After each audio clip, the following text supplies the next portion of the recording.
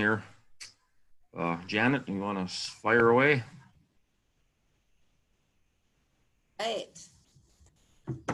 Good morning, everybody. I am Janet Sanford, and I'm the operator for the LoadPass permit system. We'll get the presentation up here.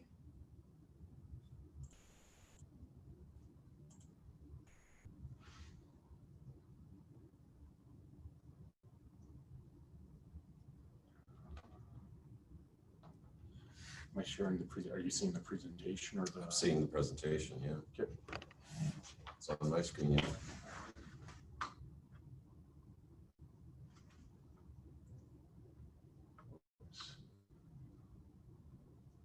You should be good to go, Janet. Okay. Technical difficulties, please stand by. Yeah, I'm seeing it over here, Janet. I can do it from this one. Yeah, I think Yeah. we're good to go. We don't have All a right. good screen. All right. Okay, we're good to go. For those of you who don't know what the LoadPass permit system is, it is a uniform system for the permitting of overweight and oversized loads on member county, township, and city roadways. Our system was started by the North Dakota Association of Oil and Gas Producing Counties in 1984, so it's been in place for a while. They needed a method to track and monitor the overweight traffic on their busy county oil roads. And so they started this permit system. In the beginning, it wasn't a uniform system. Each county had different fees and rules and regulations. But in the 1990s, the group got together and decided to try to make it uniform. It wasn't easy, but they were able to come up with a uniform fee schedule, uniform rules and regulations. And from then on, it's been a uniform system for all the members that are involved. The uniform system started out as a self-issue paper permit. It was sort of an on your honor system. The trucking company they would purchase the permit blanks, and then they would fill them out for the roads that they were driving on. So they'd have a permit in their cab if they got pulled over. And then they'd send those in to us once a month or so, and we would go ahead and process those, and then we would bill all of the companies to pay each county that they owed. So it was a sort of after the fact.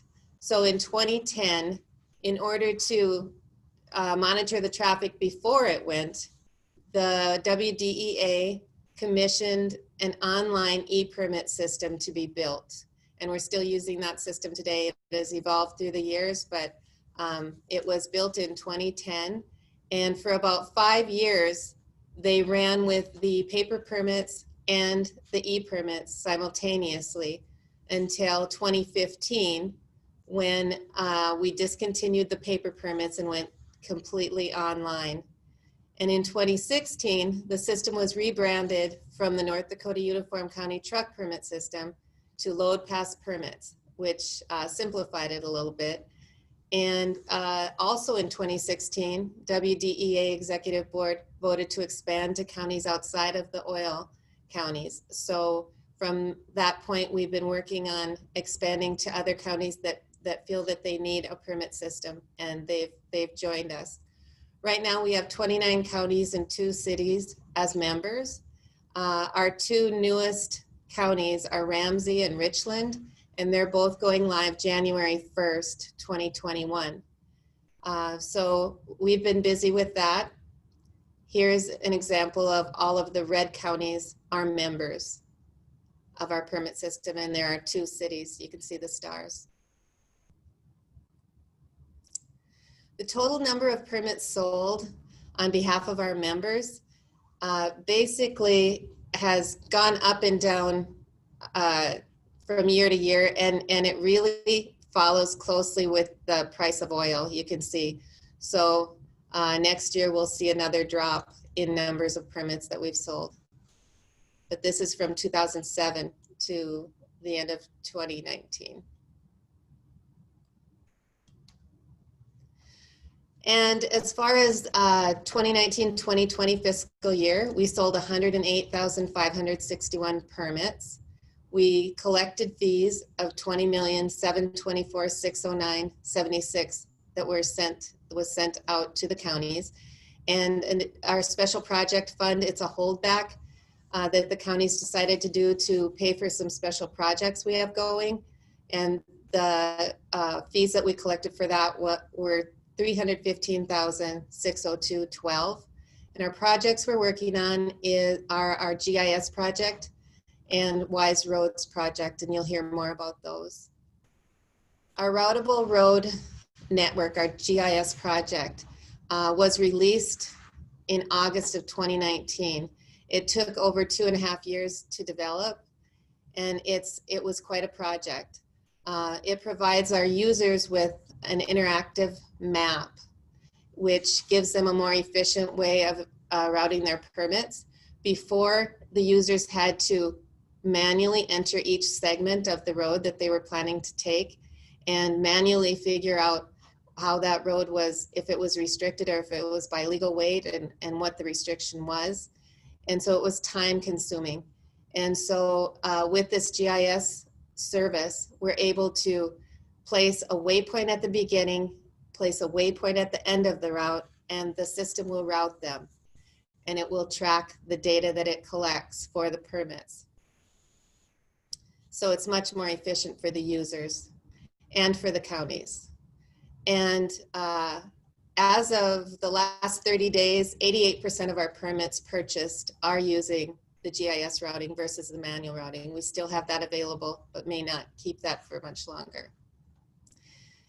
This is an example of our routable map. You can see in this example, the user clicked on the beginning point, point 1, and then they placed a waypoint at the end of their route, and the system routed them. And then the system creates a turn-by-turn directions for them on the right. And it also takes the data from that route, computes whether the road is restricted or not and what level, and compares it with the load weight of that load. And it sends that data to our formula in our permit system. And so it's all automated for the users. And you can see that there are bridges on this map. We are working on getting more bridge information because that is such an important component for the counties to have their bridge information on there so that loads that shouldn't be going over their bridges aren't. And you can see that the roads that are on this map that are in red, those are the restricted roads. And if this was a live map, if you hovered over them, it would tell you what restriction it is at, what restriction level the road was placed at. On our GIS system, we have 91,495 road segments, and our total miles of road is 45,000. And then we have 7,660 unique road names. The LoadPass notification system, we feel, is one of our most important components of the LoadPass system. It is a notification system that our users can send out either email or text notifications to those that are signed up to receive them in close to a real-time release of those notifications. So they can send out notifications of load restrictions or closures or planned construction projects or whatever else they need to communicate out to their users. We have over 13,000 individuals registered to receive them. They can either register to receive certain counties or just where they're working, or they can register to receive all counties and cities. But we have a lot of people using that system, and it is working very well. However, we've felt that we needed to enhance it because we've gotten a lot of questions, information requests for data. And we didn't really have any way to track the history on all of these. notifications. So we are working on a notification system enhancement that will give us some more tools, give the counties some more reports that they can run, and an easy way to track what has been done, and give the admin some additional tools for this notification system. We hope that that enhancement can be released in November or December. Our future enhancements, we're working on the notification system. We are also working on a fee schedule conversion from gross vehicle weight to an emphasis on axle weights. We've been working on this a while. We're making some progress, but it's a tough one. So I'm not sure when that's going to be done, but we are still in the process of that.